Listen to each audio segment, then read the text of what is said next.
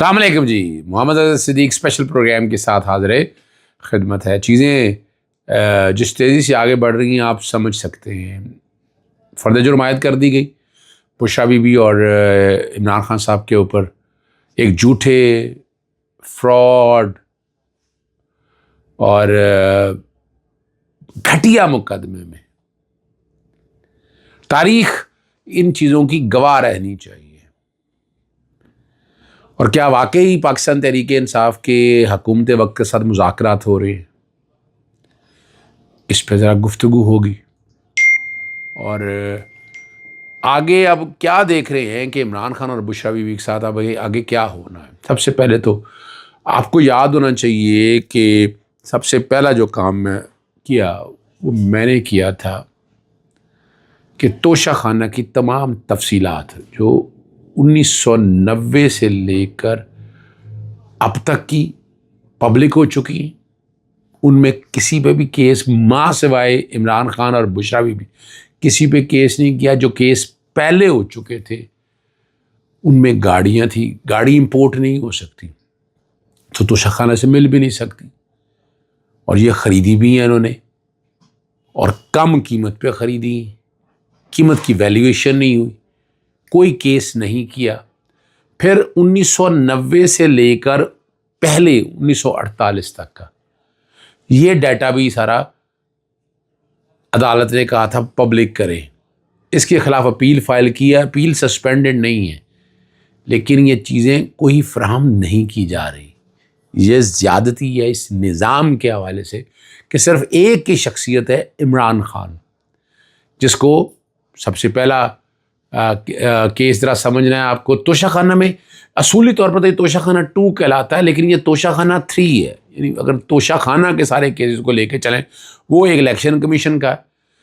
توشہ خانہ کے اندر وہ والے توشہ خانہ، توشہ خانہ میں فرق یہ ہے وہ سیکشن 137، آپ اپنے سالانہ گوشوارے جو کمایا ہے، جو خرچ کیا ہے، وہ ساری ڈیکلریشن دیتے ہیں، اینول ڈیکلریشن کہلاتی ہے، اور وہ جون تک کی ڈیکلریشن 31 دسمبر تک فائل کرنی ہے، اور اس کے 120 دن کے بعد آپ کھول سکتے ہیں۔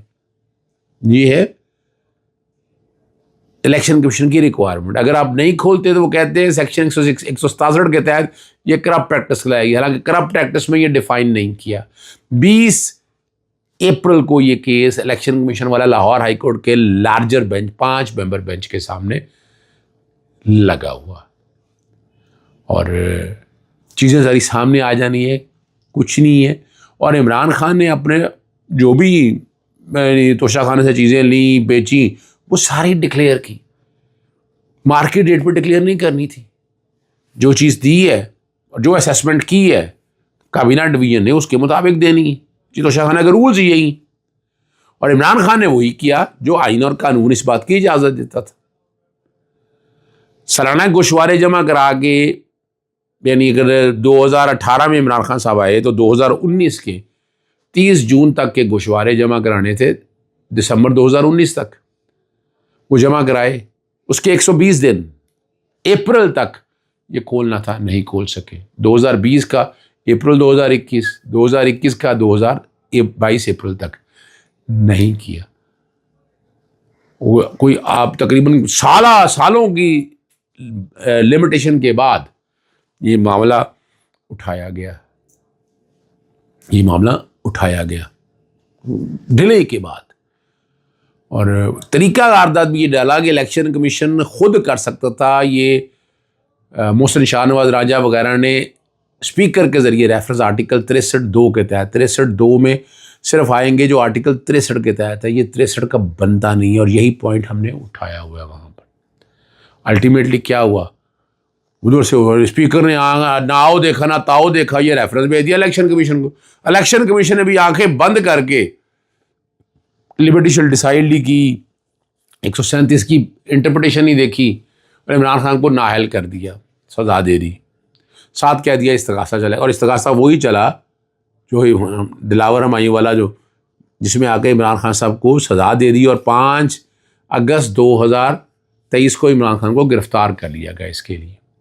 یہ توشہ خانہ 1 کہلاتا ہے، لیکن چلیں چونکہ اس میں نیب نے علیحدہ انہوں نے ویلیویشن کی بنیاد پہ شروع کی، بلگیری گھڑی وغیرہ آپ کو یاد ہوگا، اور وہ اس کانٹیکس میں اس میں سزا دے دی. وہ چیلنج ہوئی، اسلام آباد ہائی کورٹ کے جسٹس جسٹس عامر فاروق صاحب کے پاس لگا، وہ سزا سسپینڈ ہو گئی. اس میں نااہلیت جو ہے نا، کنوکشن چیلنج نہیں کی گئی تھی، اور وہ مین اپیل پینڈنگ ہے. آج بھی مین اپیل لگے تو عمران خان بری ہو جائیں گے. یہ توشہ خانہ 2 یا نیب کا توشہ خانہ 1، اور اب جو نیب دوسرا توشہ خانہ 2 یہ ہے، اس میں بتایا گیا کہ بشریٰ بی بی صاحب نے کچھ چیزیں ڈکلیئر نہیں کی، کچھ کم ڈکلیئر کی. اب اس بنیاد پہ بنا لیا گیا، حالانکہ ہر چیز ڈکلیئر تھی، ریکارڈ کے اوپر تھی. اس کی اسیسمنٹ ایک اللہ رکھا محمد بوٹے سے نے بنائی. اس دوران نیب میں ترامیم آ گئی. اب نیب کے جب ترامیم آ گئی تو یہ کیس نیب کا بنتا نہیں تھا، یہ کیس ایف آئی اے کو بھجوا دی. اس طرح نیب کے کئی کیسز چل رہے تھے، آصف زرداری کے خلاف، یوسف گیلانی کے خلاف، وہ بھی ایف آئی اے کو، اور وہ مٹی کے نیچے پڑے ہوئے ہیں. نکالا نہیں ان کو، صرف یہی کیس ایک نکالا. اور اب اس میں نیب سے ایف آئی اے آیا، اور سپتمبر کے اندر یہ کیس جب آیا، فوری طور پر اوپر جناب انکوائری انویسٹیگیشن مکمل بھی ہوگی سارا کچھ ہی، اور اسپیشل جج سینٹرل کے پاس یہ کیس آ گیا. نقلیں تقسیم ہوئی، اس میں ضمانت ہو چکی ہوئی ہے بشریٰ بی بی صاحبہ کی. اور یاد رکھیے گا، اس میں تھا کیا؟ کچھ بھی نہیں تھا. اب الٹیمیٹلی جو ہے اس پہ فرد جرم نقلیں دے دی اور اس کو چیلنج کیا. اب وہ درخواست جو ہے خارج ہونے والی جو ہے وہ آگے چیلنج ہو سکتی ہیں. آخری بات آپ کی طرف، آصف علی زرداری عارف علوی صاحب کو مختلف کیسوں کے اندر گرفتار کرنے سے روک دیا. صدر ہیں، آرٹیکل 248 کے تحت استثناء بھی ہے، صدر کے خلاف کارروائی نہیں ہو سکتی. لیکن سندھ ہائی کورٹ نے بڑا اچھا فیصلہ دیا، نہ صرف یعنی ایف آئی آروں کی ڈیٹیل بلکہ ان میں گرفتاری سے بھی روک دیا. یعنی اس وقت پاکستان کے اندر یہ حال ہے، بدماشیہ، اشرافیہ، جو بھی آپ کہیں، سارے معاملے میں صرف ٹلٹ ایک طرف ہے کہ پاکستان تحریک انصاف کو ختم کرنا ہے. تو عارف علوی صاحب بھی کھڑے ہیں، انہوں نے اس وقت جو سارے فیصلے کیے، میں ان کے سارے فیصلوں کے ساتھ اس وقت بھی کھڑا تھا. اس سے بہتر فیصلے نہیں کر سکتے تھے. جس طریقے سے انہوں نے آسن طریقے سے چیزوں کو دیکھا، یہ بڑی بات ہے، یہ کریڈٹ جاتا ہے عارف علوی صاحب کو. اور اب بھی دیکھیں، مقابلہ کر رہے ہیں، سامنے کھڑے ہیں، کھل کے کھیل رہے ہیں، کوئی ڈر اور خوف نہیں ہے. اور یاد رکھیے گا، عارف علوی صاحب میدان کے کھلاڑی ہیں. آخر ختم کرتے ہوئے، پریشر نہیں ڈال سکیں گے آپ عمران خان پہ، بشریٰ بی بی پہ، اور مذاکرات آپ کی مجبوری ہے. ورنہ سول نافرمانی کی تحریک جو ہے وہ آپ کے لیے مسائل پیدا کرے گی. اوورسیز پاکستانی اس بات پہ بیٹھے ہوئے عمران خان کے پہ کوئی کمپرومائز نہیں کر رہے، وہ کوئی کمپرومائز نہیں کر رہے. کل 13 تاریخ آ جانی ہے، 14 تاریخ تک کی ڈیڈ لائن ہے. 14 تاریخ والے دن پوری دنیا کے اندر اوورسیز پاکستانی مظاہرے کر رہے ہیں عمران خان کے لیے، عمران خان کے ساتھ کھڑے ہیں اور ساتھ رہیں گے. وہ ایک سوال جو آپ لوگوں نے پوچھا تھا کہ پریکٹس اینڈ پروسیجر آرڈیننس، دیکھیں وہ درخواستیں اس لیے خارج کہ وہ آرڈیننس آیا، کام لیا، اور ایک ہی کام لیا اس سے. ٹھیک ہے نا جی؟ اس آرڈیننس کے بعد ایک ہی کیس ٹیک اپ کیا، اور اس کیس ٹیک اپ کرنے کے بعد اس قانون میں ترمیم کر دی گئی، اور اب ایکٹ آف پارلیمنٹ آ گیا. اور جتنے آرڈیننس اس گورنمنٹ نے جاری کیے ہیں وہ ریکارڈ یافتہ ہے.